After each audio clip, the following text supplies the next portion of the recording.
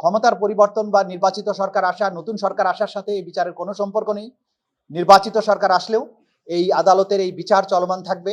জাতির প্রত্যাশা এটা, এই জাতির প্রতি রাষ্ট্রের অঙ্গীকার এটা। এই মাটিতে যে অপরাধ হয়েছে, যে হত্যাকাণ্ড হয়েছে, যে মানুষগুলো তাদের স্বজন হারিয়েছে, যারা গুম হয়েছেন, যারা কখনো ফিরে আসেননি, তাদের প্রতি ন্যায় বিচার করার দায়িত্ব রাষ্ট্রের। রাষ্ট্র সেই ন্যায় বিচার কন্টিনিউ করবে ইনশাআল্লাহ। কারফিউ জারির ব্যাপারে সালমান এফ রহমান এবং আনিসুল হকের সালা পরামর্শ, তারা যে পরামর্শ দিয়েছেন তার প্রেক্ষিতেই কারফিউ জারি হয়েছে।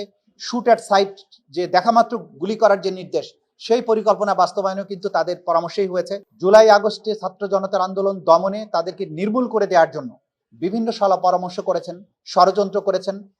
বারুণাস্ত্র, হেলিকপ্টার এবং সামরিক বাহিনী ব্যবহারের ব্যাপারে নিজেরা পরিকল্পনা করেছেন, প্রধানমন্ত্রীকে ইনফ্লুয়েন্স করেছেন, এবং তারই ফলশ্রুতিতে আমরা দেখেছি দেশ জুড়ে কিভাবে পাখির মতো ছাত্র জনতাকে গুলি করে হত্যা করা হয়েছে।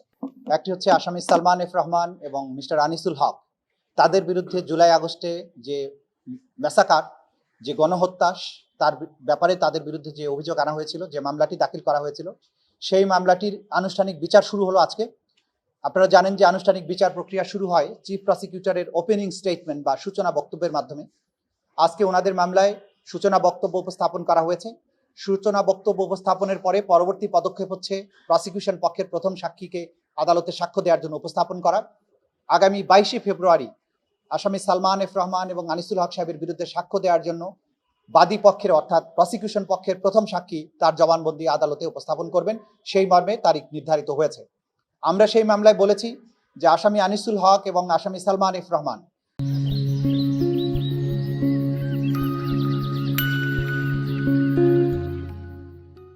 বিগত সরকারের আমলে দুজন অসম্ভব গুরুত্বপূর্ণ মানুষ ছিলেন, নীতি নির্ধারক পজিশনে ছিলেন।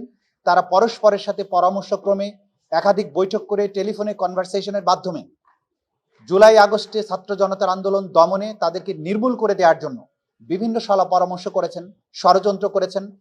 বারুণাস্ত্র, হেলিকপ্টার এবং সামরিক বাহিনী ব্যবহারের ব্যাপারে নিজেরা পরিকল্পনা করেছেন, প্রধানমন্ত্রীকে ইনফ্লুয়েন্স করেছেন, এবং তারই ফলশ্রুতিতে আমরা দেখেছি দেশ জুড়ে কিভাবে পাখির মতো ছাত্র জনতাকে গুলি করে হত্যা করা হয়েছে।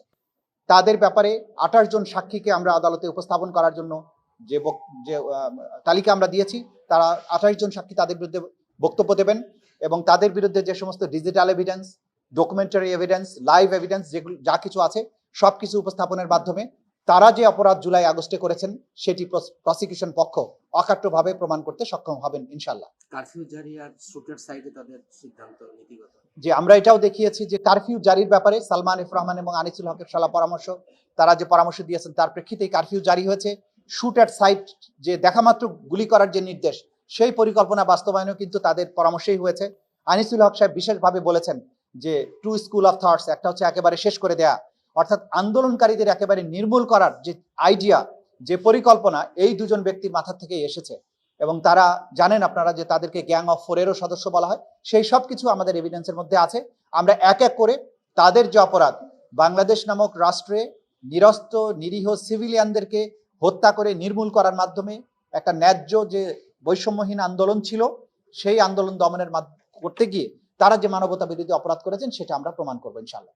দুটি মামলা রায়ের অপেক্ষায়। দ্বিতীয় আরেকটি মামলা ছিল জনাব হাসানুল হক ইনুর বিরুদ্ধে। প্রসিকিউশন পক্ষের সাক্ষ্য গ্রহণ শেষ হয়েছে। আজকে ডিফেন্স পক্ষের সাক্ষ্য উপস্থাপনের জন্য নির্ধারিত ছিল। তারা একটি আবেদন দিয়েছিলেন, 3 জন সাক্ষীকে হাসানুল হক ইনুর পক্ষে সাক্ষ্য দেওয়ার জন্য তারা আবেদন করেছেন। আদালত তাদের সেই প্রার্থনা মঞ্জুর করেছেন আগামী 17ই ফেব্রুয়ারি পক্ষের সাক্ষীর জন্য। সেই দিন তারা 3 জন সাক্ষীর তালিকা দিয়েছেন, সেই তালিকাটাই অ্যালাউ করা হয়েছে। পরবর্তীতে তারা যে অ্যাপ্লিকেশন দিয়েছেন সেটা দেওয়ার আইনগত সুযোগ নাই বলে আদালত সেটিকে গ্রাহ্য করেননি। দুটি মামলা রায়ের অপেক্ষা, এটা কি ফেব্রুয়ারির মধ্যে হতে পারে? আমরা আশা করছি ইনশাআল্লাহ। যেহেতু সিএবি আছে, দুটো মামলা 2 ট্রাইব্যুনালে আছে, দুটো মামলারই ফেব্রুয়ারি মাসের মধ্যেই আমরা রায় আশা করছি। এবং বাকি যে প্রসেসগুলো, গতকালকে আপনাদেরকে আমি একটা পরিসংখ্যান দিয়েছি যে এই ট্রাইব্যুনালে কতগুলো মামলা হয়েছে, কতজন আসামি গ্রেপ্তার আছে, কতজনের সাজা হয়েছে, কতজন পলাতক আছে, কতজন ভেতরে আছে, সব পরিসংখ্যান আমরা দিয়েছি। আন্তর্জাতিক অপরাধ ট্রাইব্যুনালের প্রসিকিউশন তার সর্বোচ্চ চেষ্টা করেছে, করে যাচ্ছে ইনশাআল্লাহ। আমরা বারবারই বলেছি যে ক্ষমতার পরিবর্তন বা নির্বাচিত সরকার আসা, নতুন সরকার আসার সাথে এই বিচারের কোনো সম্পর্ক নেই। নির্বাচিত সরকার আসলেও এই আদালতের এই বিচার চলমান থাকবে। জাতির প্রত্যাশা এটা, এই জাতির প্রতি রাষ্ট্রের অঙ্গীকার এটা।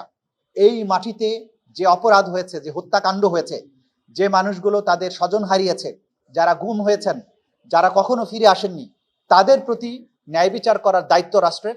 রাষ্ট্র সেই ন্যায় বিচার কন্টিনিউ করবে ইনশাল্লাহ। এবং বাংলাদেশ এই জাতীয় অপরাধের ভবিষ্যতে আর কোনোদিন শিকার ভূমিতে পরিণত হবে না। বাংলাদেশ একটা নিরাপদ রাষ্ট্র হবে, ন্যায় বিচার সেটার জন্য ইনশাল্লাহ আমরা বেটার ফিউচার সামনে দেখছি।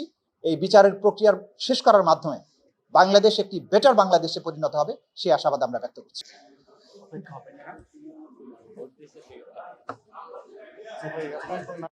আমি আজকে যে আন্তর্জাতিক অপরাধ ট্রাইব্যুনালে মামলা নম্বর ৮/২০২৫ ওখানে mister Salman F Rahman and mister Anisul Haq ওনাদের পক্ষের আইনজীবী আমি। আজকে বেসিক্যালি মামলাটা ছিল প্রসিকিউশনের ওপেনিং স্টেটমেন্ট এবং প্রসিকিউশনের সাক্ষী উপস্থাপনের জন্য। প্রসিকিউশন কোনো সাক্ষী উপস্থাপন করে নেই, ওপেনিং স্টেটমেন্টটা ওনারা উপস্থাপন করেছেন বিজ্ঞ ট্রাইব্যুনালে। তো যেহেতু সাক্ষী উপস্থাপন করে নাই, মানে নেক্সট ডেট ধার্য করা হয়েছে 22/2/2026 প্রসিকিউশনের সাক্ষী এক্সামিনের জন্য। তো আরেকটা বিষয় যেটা আমাদের ক্লায়েন্টের ইনস্ট্রাকশন, সেটা হচ্ছে ওনারা বিভিন্নভাবে জানতে পেরেছেন যে একটা খবর সামাজিক যোগাযোগ মাধ্যমে ছড়িয়ে গেছে যে ওনারা জেলখানা থেকে ভোট দিয়েছেন, কিন্তু এই কথাটা আসলে মিথ্যা। কারণ হচ্ছে জেলখানা থেকে ভোট দেওয়ার জন্য আপনারা জানেন একটা প্রসিডিওর মেনটেন করতে হয়, সেটা হচ্ছে আগে রেজিস্ট্রেশন করতে হয়। ওনারা কোনো রেজিস্ট্রেশনই করেন নাই, যেহেতু রেজিস্ট্রেশন করে নাই ভোট দেওয়ার কোনো প্রশ্নই আসে নাই, ঠিক আছে।